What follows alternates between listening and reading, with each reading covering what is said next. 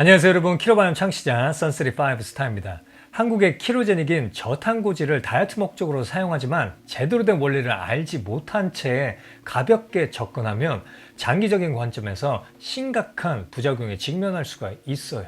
그 부작용은 바로 당뇨입니다.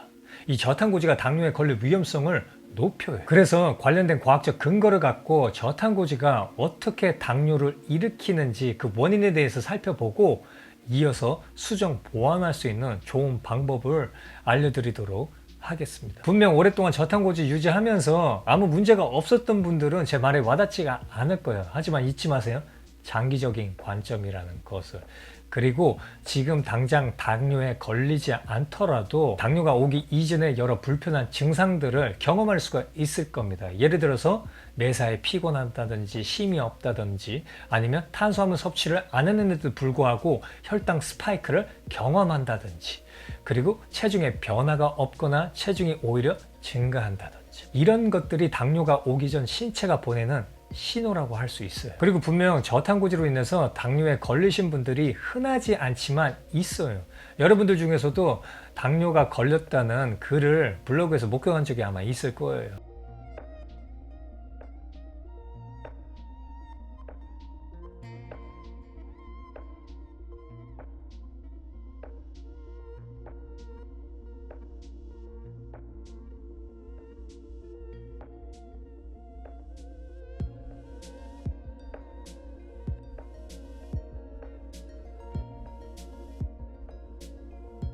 그래서 이 영상을 대충 보지 말고 우리의 건강과 직결된 문제이니 공부하는 마음으로 딱 10분만 투자하신다고 하면 키토인으로서 삶의 질이 높아질 수 있습니다. 그럼 저탄고지가 어떻게 당뇨를 일으키는지 그 메커니즘에 대해서 살펴보도록 할 거예요.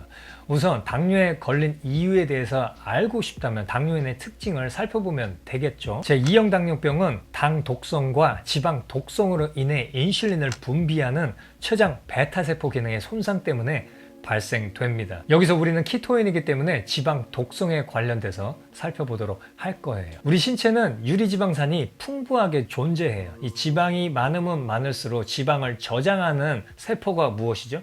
지방세포. 지방세포의 저장 공간이 부족해. 그럼 과부하가 걸릴 경우에는 지방이 아닌 비지방세포, 예를 들면 베타세포, 거길로 지방이 유출이 돼버려요.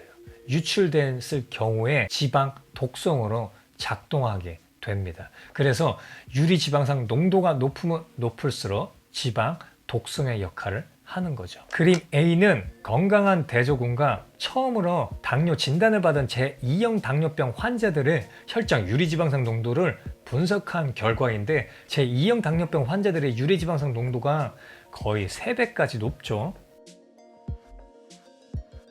혈장 유리지방산의 80%를 차지하는 대표적인 3가지 지방산이 있어요.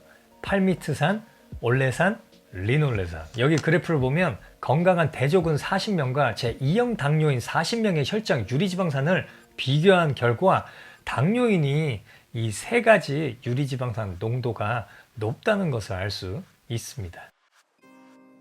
여기서 우리가 주목해야 할 지방산은 탄소수 길이가 16개인 팔미트산. 왜냐하면 이 팔미트산은 지방 독성으로 강력하게 작동하기 때문이에요. 그럼 여기서 퀴즈.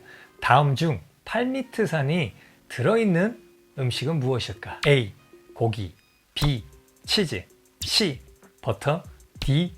아보카도, E. 크림. 정답은 다 들어있습니다. 비율의 차이예요. 그래서 비율이 높은 식자재를 찾는 게 중요해요.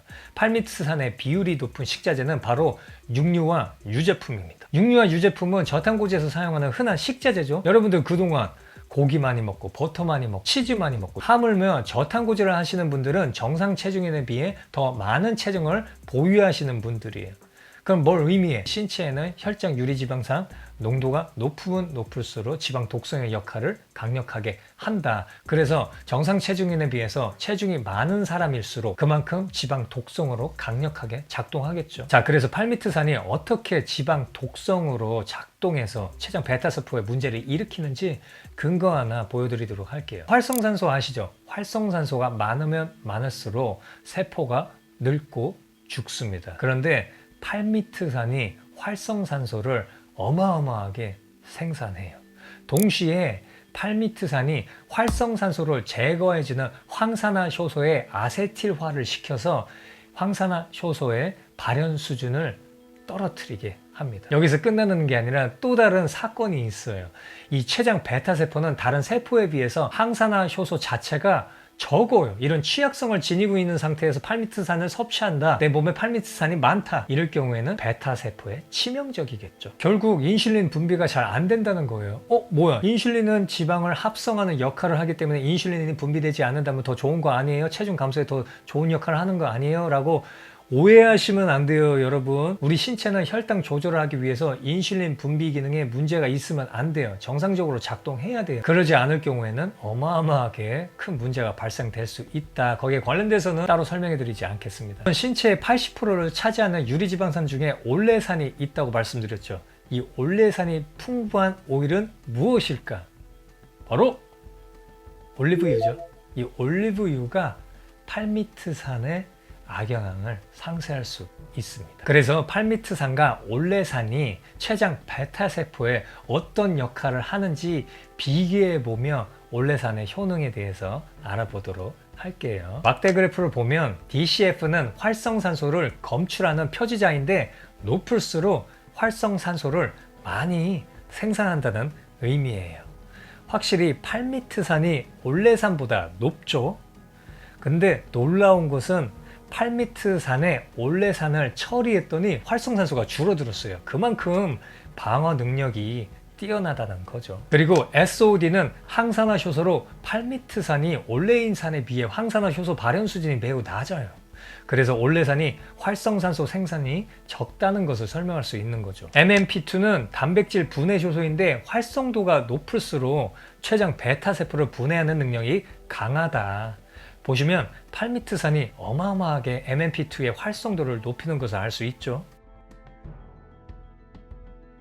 그리고 사진을 보면 진한 녹색 형광은 베타세포에서 더 높은 인슐린 분비를 나타내는 건데 팔미트산이 올레산에 비해 인슐린을 분비하지 못하는 걸 확인할 수 있습니다.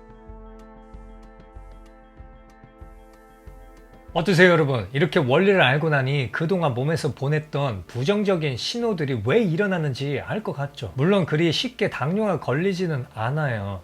다만 그 과정에서 삶의 질을 떨어뜨리는 불편한 증상들을 경험할 수 있다. 이런 불편한 증상들을 최소화시켜서 더 건강하고 안전하고 지속적으로 키로제닉을 하는 것이 더 효율적이지 않아요? 그래서 저는 이 효율성을 높이기 위해서 제대로 된 원리를 여러분들한테 알려드리는 겁니다. 유제품, 육류, 버터가 나쁘다는 게 아니에요. 이걸 제한적으로 가져가야 된다는 거죠. 뭐 음식인데 뭐 청산가리 탄 것도 아니고 독극은 아니잖아요.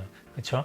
적당하게 먹자, 과도하게 먹지 말자. 대신 이렇게 좋은 불포화 지방산인 올리브유를 잘 활용하자. 이 원리들이 바로 저의 키로바이옴이에요. 키로바이옴은 저탄고지와 메커니즘이 전혀 다릅니다. 그래서 육류와 유제품, 버터를 제한적으로 가져가고 해산물, 생선, 들기름, 올리브유 위주로 가져가죠. 그래서 질병을 앓고 있는 분들을 지도함으로써 개선, 치유, 완치한 빅데이터를 제가 갖고 있습니다. 저희 제자님들 중에서도 당뇨를 앓고 있는 분들이 계신데 그분들한테는 흰밥을 제안드렸고 오히려 혈당이 더 안정적이게 조절된다는 증거를 갖고 있어요. 제 이야기가 거짓인지 참인지는 제 리뷰 영상, 물론 리뷰 영상은 제가 요즘에 안 했기 때문에 되게 적게 있어요. 그래도 그것만큼 있는 사람이 과연 있을까요? 인스타그램에서는 계속 꾸준하게 리뷰를 했으니 여러분들이 확인할 수가 있습니다. 그리고 저 스스로도 7년째 키로바이옴을 통해서 삶의 질이 아주 향상됐다는 것을 계속해서 보여드리고 있죠. 아무튼 여러분이 이 내용을 통해 더 안정적이고 건강하게 지속 가능하게 키로제닉을